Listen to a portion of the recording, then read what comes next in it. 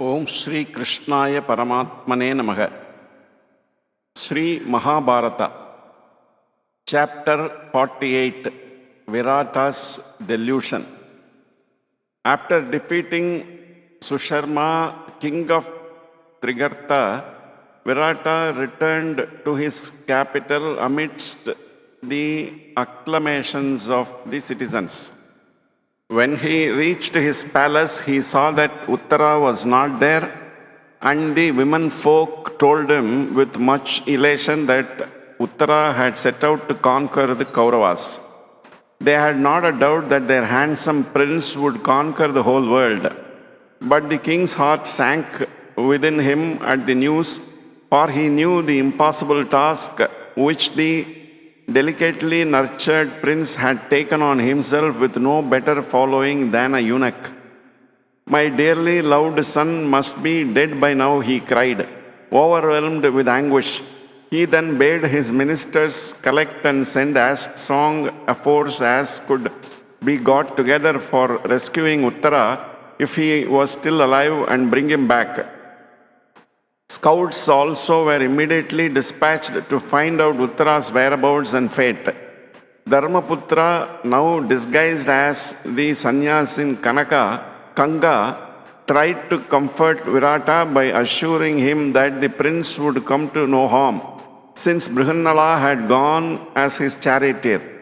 "You do not know about her," said he. "I do. Whosoever fights from a chariot driven by her can be sure of victory." Further, the news of Susharma's defeat must have reached there, and the Kauravas must have retreated. Meanwhile, courtiers arrived from the field of battle with the glad news that Uttara had defeated the Kaurava forces and recovered the kine. This seemed too good to be true even to the fond father, but Yudhishthira smilingly reassured him. Said he, "Have no doubts, O king. What the messengers say must be true. When Brihannala went out as charioteer, success was certain. There is nothing extraordinary in your son's victory. I happen to know that even Indra's charioteer or Krishna's cannot equal Brihannala." This seemed absurd to Virata, but he was too happy to resent it. He made large gifts of precious stones and other wealth to the messengers who brought the good news and ordered public rejoicing. "My success over Susharma is nothing," he proclaimed. The princess is the real victory. Let special places of worship be flanked with people with prayers of thanksgiving. Let all the principal streets are decorated with flags, and the citizens go in procession to strains of triumphal music. Make all arrangements to receive in a befitting manner my lion-hearted boy." Virata sent out ministers, soldiers, and maidens to welcome his son, returning in triumph. When the king retired to his private apartments, he asked Sairandari to bring the dice. He said to Kanka, "I cannot contain my joy. Come, let us play," and sat down to a game with Yudhishthira. They talked while they played, and naturally the king was full of his son's greatness and prowess. "See the glory of my son, Bhuminjaya. He has put the famed Kaurava warriors to flight." "Yes," replied Yudhishthira with a smile. "Your son is indeed fortunate, for without the best of good fortune, how could he have secured Brihannala to drive his chariot?" Virata was angry at this persistent glorification of Brihannala at the expenses of Uttara. "Why do you again and again babble about eunuch?" he cried. "While I am talking about my son's victory, you expatiate on the charioteering skill of the eunuch, as if that were of any significance. The king's anger only increased when Kanka remonstrated, I know what I am talking about. Brihannala is no ordinary person. The chariot she drives can never see defeat, and whoever is in it is sure of success in any undertaking, no matter how difficult. Now, this perverse flouting could not be borne, and Virata, in a passion, flung the dice at Yudhishthira's face and followed this up with a blow on Yudhishthira's cheek. Yudhishthira was hurt and blood flowed down his face. Sairandari, who was nearby, wiped the blood with the edge of her garment and squeezed it into a golden cup. Why all this fuss? Why are you collecting the blood in a cup for? Demanded the angry king, who was still in a passion. A sannyasin's blood may not be split on the ground, O king, replied Sairandari. The rains will fail in your land for as many years as there are drops in the blood that is split on the earth. That was why I collected the blood in this cup. I fear you do not know Kanka's greatness. Meanwhile, the gatekeeper announced Uttara and Brihannala have arrived. The prince is waiting for an audience with the king. Virata got up excitedly and said, Ask him in, ask him in.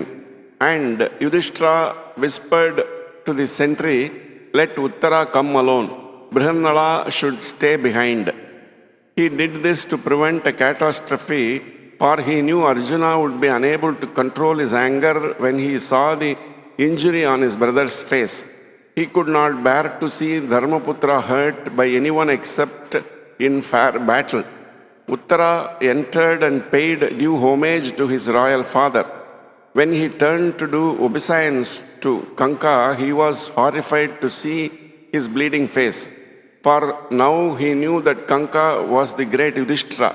O king, he cried, who was it that caused hurt to this great one? Virata looked at his son and said, Why all this fuss about it? I struck him for untimely and envious belittling of you when I was in an ocean of delight at the news of your glorious victory. Each time I mentioned you, this unlucky Brahmana extolled your charioteer, the eunuch, and gave the victory to him. It was too silly, really, and I am sorry I struck him, but it is not worth talking about. Uttara was overwhelmed with fear. Alas, you have done great wrong. Fall at his feet right now, Father, and pray for forgiveness, or we will be destroyed root and branch. Virata, to whom all this was inexplicable, stood with a puzzled frown, not knowing what to do. But Uttara was so anxious and importunate that he yielded and bowed to Yudhishthira, asking for pardon. Thereafter, embracing his son and making him sit, Virata said, My boy, you are truly a hero. I am in a fever of impatience to hear all about it. How did you defeat the Kaurava army? How did you recover the kine? Uttara hung his head down. I conquered no army, he said, and rescued no cows. All that was the work of God Prince. He took up our cause and rescued me from destruction, put the Kaurava soldiers to flight and brought the herd back. I did nothing. The king could hardly believe his ears. Where is the God Prince? He asked. I must see and thank the hero who rescued my son and beat back my foes.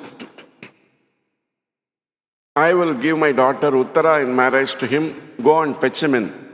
He has disappeared for the time being, replied the prince, but I think he will come again either today or tomorrow. Uttara spoke thus because Arjuna was indeed a prince of gods, and he had also for the time being disappeared in Brihannala. In Virata's hall of assembly, all the leading citizens had gathered to celebrate the king's victory and the princess. Kanka, Valala, the cook, Brihannala, Tantripala and Dharma Granthi, who were responsible for the victories, arrived also, and entering the hall, to the surprise of everyone, sat among the princes unbid. Some explained the conduct by saying that, after all, these humbler folk had rendered invaluable service at the critical time and really deserved the recognition. Virata entered the court. On seeing Kanka, Sannyasin and the cook and the others seated in places reserved for princes and the nobility, the king lost his temper and gave loud vent to his displeasure. When they felt they had enough fun, the Pandavas disclosed their identity to the amazement of all present. Virata was beside himself with joy to think that it was the Pandava princess and Panchali who had been ministering to him all these days in disguise. He embraced Kanka in exuberant gratitude and made a formal surrender of his kingdom and his all to him, of course, immediately receiving them back with thanks. Virata also insisted that he should give his daughter in marriage to Arjuna. But Arjuna said, "No, that would not be proper, for the princess learnt dancing and music from me. I, as her teacher, am in the position of father to her." He, however, agreed to accept her for his son Abhimanyu. Meanwhile, envoys arrived from the wicked and treacherous Duryodhana with a message for Yudhishthira. "O son of Kunti," they said, "Duryodhana feels very sorry that owing to the hasty action of Dhananjaya, you have to go back to the woods again. He let himself be recognized before the end of the 13th year, and so in accordance with your undertaking, you have to dwell in forest for another 12 years. Dharmaputra laughed and said, "Messengers, return quickly to Duryodhana and tell him to make further inquiry. The venerable Bhishma and others learned in the stars will no doubt tell him that full 13 years had been completed before your forces heard again the twang of Dhananjaya's bow and fled in fear." This completes the chapter 48.